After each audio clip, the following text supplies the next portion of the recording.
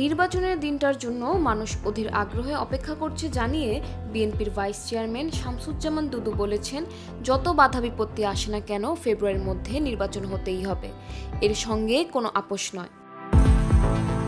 রোববার ২৯ জুন জাতীয় প্রেস ক্লাবের তোফাজ্জল হোসেন মানিক মিয়া হলে বাংলাদেশ জাতীয়তাবাদী সাংস্কৃতিক দলের উদ্যোগে জুলাই আগস্ট গণ অভ্যুত্থান প্রত্যাশা ও প্রাপ্তি শীর্ষক আলোচনা সভায় তিনি এসব কথা বলেন। দুদু বলেন, যারা সকালে এক কথা, দুপুরে এক কথা, আবার বিকালে আরেক কথা বলছেন তাদেরকে বলবো, আসেন আমরা সবাই নির্বাচনে অংশগ্রহণ করি।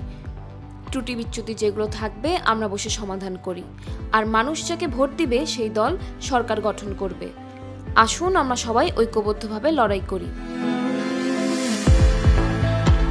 তিনি বলেন, স্বৈরতন্ত্রের যারা বিরোধিতা করে তারা গণতন্ত্র প্রত্যাশা করে, আর যারা গণতন্ত্রকে ধ্বংস করতে চায় তারা স্বৈরতন্ত্রকে সরাসরি অথবা পরোক্ষভাবে সমর্থন করে।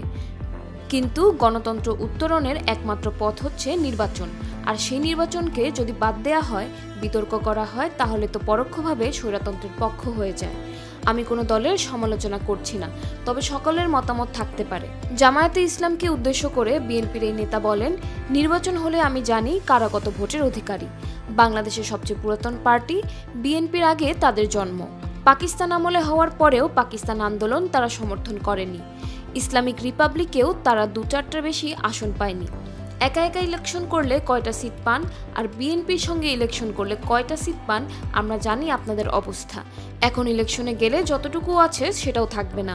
সংকটের মধ্যে আপনারা আছেন, ভিন্নমতকে আমরা শ্রদ্ধা করি।